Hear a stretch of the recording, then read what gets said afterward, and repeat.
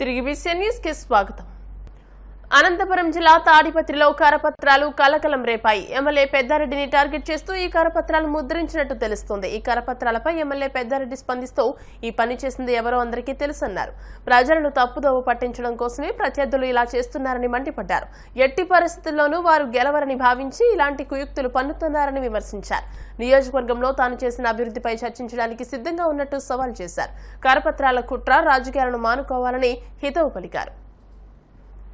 అనంతపురం జిల్లా కళ్యాణదుర్గం మండలం గుబ్బనపల్లి గ్రామం వద్ద పోలింగ్ విధులు ముగించుకుని తిరుగు ప్రయాణంలో తెల్లవారుజామున గుర్తు తెలియని వాహనం ఢీకొనడంతో అక్కడికక్కడే పోలీస్ వాహనం బోల్తా పడింది. వాహనంలో రాయదుర్గం రూరల్ సీఐ ప్రసాద్ కు డ్రైవర్ శ్రీరాములకు తీవ్ర గాయాలయ్యాయి. వెంటనే కళ్యాణదుర్గం ప్రభుత్వాసుపత్రికి తరలించారు. మెరుగైన చికిత్స కోసం అనంతపురం సవేరా ఆసుపత్రికి తరలించారు. ఈ ఘటనపై పోలీసులు దర్యాప్తు చేపట్టారు. ఎన్నికల నేపథ్యంలో దెందులూరు నియోజకవర్గంలో వివిధ గ్రామాల్లో జరిగిన ఘర్షణల్లో గాయపడిన బాధితులను ఏలూరు ప్రభుత్వ ఆసుపత్రిలో చింతమనేని ప్రభాకర్ పరామర్శించారు. అనంతరం ఆయన మాట్లాడారు. వైసీపీ ప్రభుత్వం ఓటమి భయంతో ఏం చేయాలో దిక్కుతోచని పరిస్థితిలో విచక్షణారహితమైన దాడులకు పాల్పడిందని ఆరోపించారు. రాష్ట్ర ప్రభుత్వం ఎన్డీఏ కూటమితో కొత్త ప్రభుత్వం ఏర్పడుతుందని ధీమా వ్యక్తం చేశారు.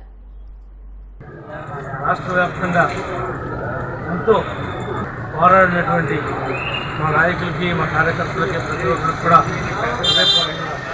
ధన్యవాదాలు తెలియజేస్తున్నాం. దాంతోపాటు వాళ్ళు చేసినటువంటి దాడులకు సంబంధించినటువంటి ఎవరైతే దెబ్బలు తగిలి హాస్పిటల్లో ఉన్నారో వాళ్ళందరికీ కూడా ఈరోజు వైద్యుల విషయంలో కానీ వాళ్ళ కుటుంబాలకి ధైర్యం కల్పించే దానిలో కానీ మా వంతు పాత్రనే మేము పోషిస్తున్నాం. రేపు రాబోయేటువంటి ఫలితాల్లో వన్ సైడ్ ఫలితాలు రాబోతూ ఉన్నాయి. ప్రపంచంలో ఉన్నటువంటి అన్ని దేశాల నుంచి కూడా ఈ జగన్ను తరిమి కొట్టాలని చెప్పి ఇక్కడికి వచ్చి ఓటేసీలు కూడా సందర్భాలు అలాంటి వారందరినీ కూడా ఎంత ఇచ్చినా వాళ్ళ యొక్క రుణం తీర్చుకోలేము. దీనందరికీ కష్టపడినటువంటి చంద్రబాబు గారు, పవన్ కళ్యాణ్ గారు, లోకేష్ బాబు గారు అందరూ కూడా ప్రతి ఒక్కరూ పార్టీకి సంబంధించినటువంటి సామాన్య కార్యకర్తల దగ్గర నుండి పార్టీ అగ్రనాయకత్వం దాకా ప్రతి ఒక్కరూ కూడా వినోచితంగా పోరాడారు. ఆ ఫలితాల్ని రేపు చూడబోతా ఉన్నాం.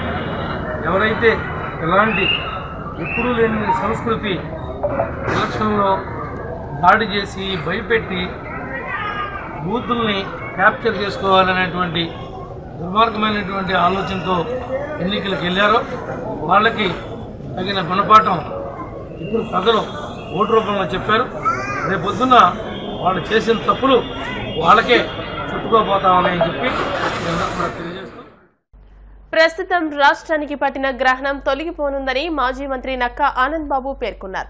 గుంటూరులో ఆయన మాట్లాడుతూ వైఎస్ జగన్మోహన్ రెడ్డి పాలనకు చరమగీతం పాడేందుకు ప్రజలు సిద్ధపడ్డారని, ప్రభుత్వ వ్యతిరేకతను చాటుతూ తమ ఓటు హక్కును వినియోగించుకునేందుకు ఓటర్లు ముందుకు వచ్చారని అన్నారు. ఎన్నికలు ప్రశాంత వాతావరణంలో జరిగాయంటూ హర్షం వ్యక్తం చేశారు. గ్రహణం విడిపోబోతా ఉంది. ఉదయం నుంచి ప్రజలు చాలా ఉత్సాహంగా, గతంలో నేను 35 ఏళ్ళ నుంచి రాజకీయాలు చూస్తున్నా, ఇప్పుడు లేని విధంగా ఉత్సాహంగా పోలింగ్ స్టేషన్కి తరలిస్తూ ఉన్నారు. పోలింగ్ చాలా స్పీడ్గా జరిగింది. ప్రభుత్వం మీద వ్యతిరేకత అనేది స్పష్టంగా కనపడతాం. ఎప్పుడెప్పుడు ఈ సైకోని బయటికి పంపించాలనే ఆతృత ప్రజల్లో కనపడతాం. ఎందుకంటే ఈ రాష్ట్రాన్ని నాశనం చేశాడు, భవిష్యత్తు లేకుండా చేశాడు. మళ్ళా బాగు చేసుకోవాలి రాష్ట్రాన్ని అనే ఒక తపన ప్రజల్లో కనపడతాం.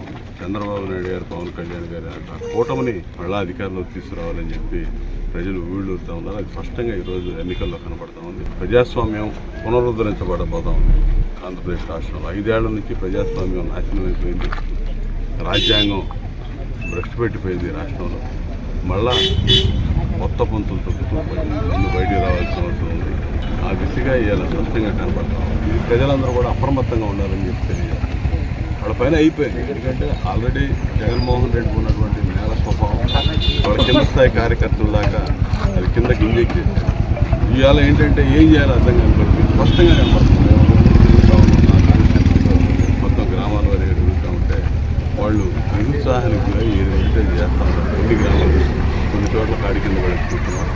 ఎక్కడన్నా అక్కడక్కడ వాళ్ళలో ఉన్నటువంటి ఆ ఫ్రస్ట్రేషన్ అనేది స్పష్టంగా కనపడతా ఉంది. సరే ఏదేమైనా ఇప్పుడు మించిపోయేది లేదు. మీరు మెదలకుండా ఉంటే మంచిది.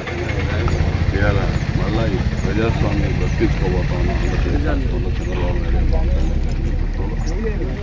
రాబోయే ప్రభుత్వం మాది. అధికారులు కూడా చెప్తా ఉన్నారు. ఇప్పుడు కన్నా కొద్ది టైం ఉంది, 4-5 గంటలు.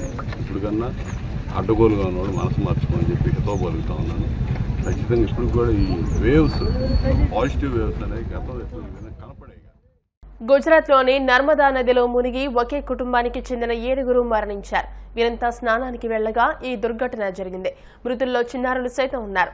నీట మునిగిన వారి కోసం national disaster rescue force Vadodara అగ్నిమాపక బృందం వెతుకుతోంది. రోజు గడిచినా కూడా ఇంకా వారి ఆచూకీ దొరకడం లేదు. నర్మదా నదిలో స్నానానికి దిగిన 7 నదీ ప్రవాహంలో కొట్టుకుపోయారని పోలీసులు తెలిపారు.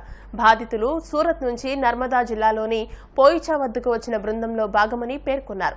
మంగళవారం ఉదయం ఈత కొట్టేందుకు నర్మదా నదిలో దిగారని, అయితే వారంతా నీటి ప్రవాహంలో కొట్టుకుపోయారని తెలిపారు. వారి కోసం ముమ్మరంగా గాలింపు చర్యలు చేస్తున్నట్టు పోలీసులు తెలియజేశారు. వార్తలు ముగించే ముందు ముఖ్యాంశాలు మరోసారి. పల్నాడులో టీడీపీ అరాచకాలకు పాల్పడిందన్న మాజీ మంత్రి అనిల్ కుమార్ యాదవ్. పోలీసులు ఎందుకు స్పందించడం లేదని సూటి ప్రశ్న.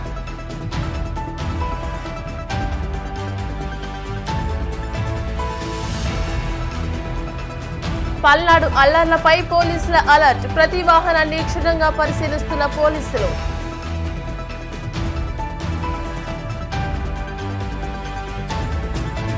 కూటమి గెలవబోతోందన్న కొల్లు రవీంద్ర, వల్లభనేని బాలశౌరి. పేర్నినానికి వ్యతిరేకంగా ఓటర్లు పోటెత్తారంటూ ఆరోపణ.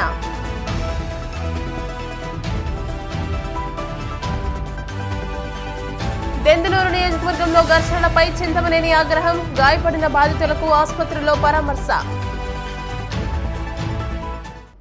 ఈ వార్తలు ఇంతటితో సమాప్తం. మరిన్ని వార్తా విశేషాలతో నెక్స్ట్ బులెటిన్లో మళ్ళీ కలుసుకుందాం. అంతవరకు సెలవు, నమస్కారం. చూస్తూనే BCN న్యూస్.